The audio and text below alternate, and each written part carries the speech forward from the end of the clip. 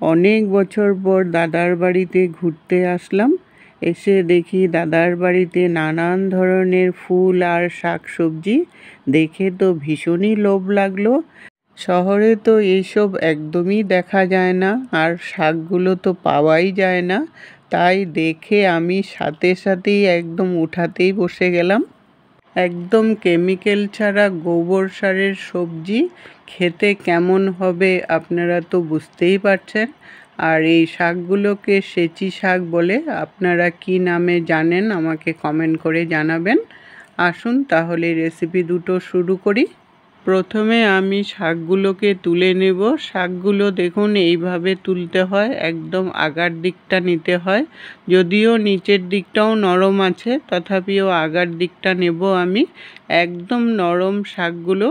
এই শাকগুলো কিন্তু জেনারেলি জলেই হয়, কিন্তু এখানে গোবর রাখা হয়, গোবর ফেলা হয়, তার জন্য নিজে নিজেই উঠে গেছে শাকগুলো। আর এতটাই সুন্দর হয়েছে যে দেখে একদম লোভই লেগে গেল। তার জন্য আমি উঠাতেই শুরু করলাম। পাশে কিন্তু অনেক টমেটো গাছও হয়েছে। টমেটোগুলো একটু যত্নের অভাবে কিছুটা নষ্টও হয়ে গেছে। মাটির মধ্যে লেগে যাওয়ার জন্য অনেক টমেটো কিন্তু নষ্ট হয়ে গেছে। তার জন্য যেটুকুন পারবো আমি, ছোট ছোট টমেটো হয়েছে, যেটুকুন পারবো ওইটুকুন পাকা পাকা টমেটোগুলোকে উঠিয়ে নেব। টমেটো গাছগুলো কিন্তু নিজের থেকেই উঠেছে, কোনো গুটিও লাগানো হয়নি। টবে লাগালে কিন্তু অনেক যত্ন করতে হয়, কিন্তু এখানে যেহেতু গোবর ফেলা হয় তার জন্য গাছগুলো খুব সুন্দর হয়ে উঠেছে। একটু অযত্নে অনেক টমেটোও নষ্ট হয়ে গেছে। তাই যেটুকুন পারলাম সেটুকুন একটু লাল লাল যেগুলো হয়েছে ওগুলোকে উঠিয়ে নিলাম। শাকগুলোকে সব উঠিয়ে ভালো করে ধুয়ে নিয়েছি। শাকের মধ্যে কিন্তু অনেক বালি থাকে, যেহেতু এটা মাটিতেই হয়েছে তার জন্য 3বার ধুয়ে জাজরিতে উঠিয়ে নিলাম। আর টমেটোগুলোও কিন্তু ভালো করে ধুয়ে নিয়েছি। আগের উঠানো বাড়িতেও কিছুটা টমেটো ছিল। সব মিলিয়ে আজ রেসিপিটাকে বানাবো। শাকগুলোকে একটু কুচি করে কেটে নিলাম। একদম কুচি না করলেও হবে, যেহেতু খুবই নরম শাকটা, তাই একটু বড় বড় কাটলেও কিন্তু মিশে যাবে। আর টমেটোগুলোও কিন্তু একটু ছোট ছোট করে কেটে নিয়েছি। টমেটোগুলো একদমই নরম, কাটতে কাটতেই গলে গেছে, আর রান্না করলে তো আরও গলে যাবে। আর শাকের জন্য আধাটা বেগুন ছোট ছোট করে কেটে নিয়েছি। আমি বেগুন দিয়ে শাকটাকে বানাবো। প্রথমে কড়াই বসিয়ে আমি শাকটাকে বসাবো। একসাথেই কিন্তু আপনারা দুটো রেসিপিকে দেখতে পাবেন। তেলটা দিলাম আমি সর্ষের তেল, আপনারা ইচ্ছা করলে রিফাইন তেলও করতে পারেন। 3 চামচের মতো তেল দিয়ে দিলাম। অবশ্য শাক কিন্তু সর্ষের তেলেই ভালো লাগে। দুটো শুকনো লঙ্কা ফাটিয়ে দিয়ে দিলাম। লঙ্কাটা কিন্তু একটু ভাজা করে নিতে হবে। লঙ্কাটা যখন ভাজা গন্ধ চলে আসলো তখন এটার মধ্যে 1/2 টিস্পুন কালো জিরা দিয়ে দিলাম। আমি কিন্তু পুরো নিরামিষ পদ্ধতিতে শাকটাকে বানাবো। আপনারা ইচ্ছা করলে রসুন সোমবার দিয়েও কিন্তু শাকটাকে খেতে পারেন, তাহলেও কিন্তু খুব ভালো লাগবে। কালো জিরাটা ভাজা করে নিয়ে বেগুনগুলোকে দিয়ে দিলাম। বেগুনগুলো একটু লাল লাল করে ভাজা করতে হবে। শাকের বেগুন কিন্তু একটু ভাজা করে নেবেন, তাহলে খেতে কিন্তু খুব ভালো লাগবে। ইচ্ছা করলে আপনারা বেগুনটা আগে ভেজিয়ে উঠিয়েও রাখতে পারেন, পরে দিতে পারেন, কিন্তু আমি একবারেই যেহেতু বসাবো তার জন্য বেগুনটাকে আগে একটু ভাজা করে নেব। বেগুনটা যখন হালকা ব্রাউন কালার হয়ে গেল তখন এটার মধ্যে 1/2 টিস্পুন হলদি পাউডার দিয়ে দিলাম। হলদি পাউডারটা দিয়েও আর একটু ভাজা করে নিতে হবে, যতক্ষণ না হলদির কাঁচা গন্ধটা চলে যায়। হলদির কাঁচা গন্ধটা চলে যাওয়ার পর তারপর শাকগুলোকে দিয়ে দিলাম। শাকগুলো কড়াইতে দিতে দিতেই কিন্তু একদম মজে গেল। যেহেতু একদম গোবর সারের শাক, তার মধ্যে একদম সঙ্গে সঙ্গে উঠিয়েই রান্না করা হচ্ছে, মানে একটা আলাদা ধরনের মজা লাগলো রান্নাটা করে। শাকগুলো ভালোভাবে মিশিয়ে নিয়ে তারপর লো ফ্লেমে 5 মিনিটের জন্য ঢাকা দিয়ে দেব। তাহলে শাকটা যেটুকুন মজেনি ওইটুকুনও মজে যাবে, আর তখন নুনের আন্দাজটাও কিন্তু বোঝা যাবে। শাকগুলো দেখুন মজেই গেছে, আর একটু মজলেই কিন্তু নুনটা দেওয়া যাবে।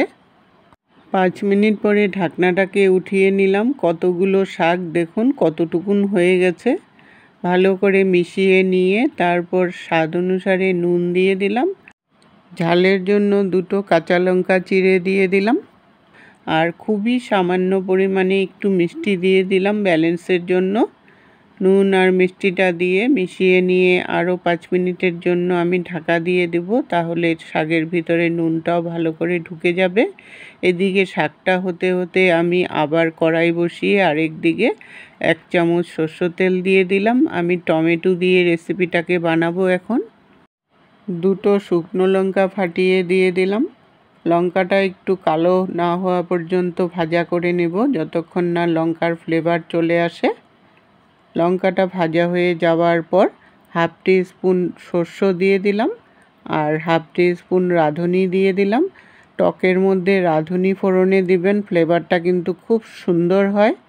সর্ষে আর রাঁধুনিটা ভাজা হয়ে যাওয়ার পর টমেটোগুলোকে দিয়ে দিলাম। টমেটোগুলো দিয়ে নাড়তে নাড়তেই কিন্তু অনেকটাই গলে গেছে।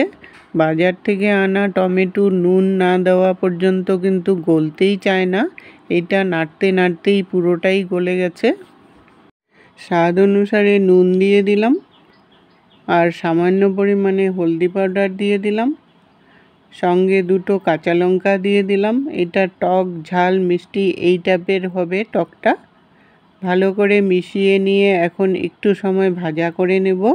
এদিকে এটা ভাজা হতে হতে আমি শাকটাকে দেখে নেব। শাকটাও কিন্তু অনেকটাই হয়ে গেছে। এখন যেটুকুন জল জল ভাব আছে ওইটাকে মিডিয়াম আঁচে রেখে ওইটাকে একটু শুকাতে হবে। এটা ভাজা হতে হতে এদিকে টমেটোটাও কিন্তু নুন দেওয়ার পর একদম গলে গেছে। গলে যাওয়ার পর এটার মধ্যে স্বাদ অনুসারে মিষ্টি দিয়ে দিলাম। একটু মিষ্টি মিষ্টি হলে খেতেও কিন্তু ভালো লাগবে, যেহেতু টমেটোটা কিন্তু টকই। এটা বাজারের টমেটোগুলো একদমই টক থাকে না, তাই একটু টক টক ভাব আছে, ব্যালেন্সের জন্যই মিষ্টিটা দিলাম। মিষ্টিটা দিয়ে ভালো করে মিশিয়ে নিয়ে এখন এটার মধ্যে আমি আন্দাজ মতো জল দিয়ে দেব। এই পাতলাটা আপনাদের খুশি মতো করে নিতে পারেন, ঘন পাতলা যে যেমন ভালোবাসেন। আমি এটা একদম পাতলা টক বানাবো। গরমে খেতে কিন্তু অসাধারণ লাগে এই টক। টকটা ফুটতে ফুটতে এদিকে আমার শাকটাও কিন্তু অনেকটা জল শুকিয়ে গেছে, ভাজা ভাজাও হয়ে গেছে, শুকনো শুকনো হয়ে গেছে, কড়াই থেকে সুন্দর উঠে আসছে। এখন আমি শাকটাকে নামিয়ে নিলাম। টকটাকে 3-4 মিনিট ফুটিয়ে নিয়েছি, একটু ঘন হয়ে আসছে। টকটাও কিন্তু মোটামুটি হয়ে গেছে, টকটাকেও নামিয়ে নিলাম। বাড়ির ফ্রেশ শাক আর বাড়ির ফ্রেশ টমেটো দিয়ে আজ আমি দুটো রেসিপি বানালাম। রেসিপি দুটো একবার হলেও আপনারা ট্রাই করে দেখতে পারেন। গরমে কিন্তু অসাধারণ লাগে এই টক দিয়ে ভাত খেতে। রেসিপিটা যদি ভালো লেগে থাকে সবার সাথে শেয়ার করে দিবেন, যাতে সবাই গরমের মধ্যে এরকম একটা টক বানিয়ে খেতে পারে। এতক্ষণ সঙ্গে থাকার জন্য আপনাদেরকে অসংখ্য ধন্যবাদ বন্ধুরা। আবার দেখা হবে নতুন রেসিপির সাথে। সুস্থ থাকুন, ভালো থাকুন।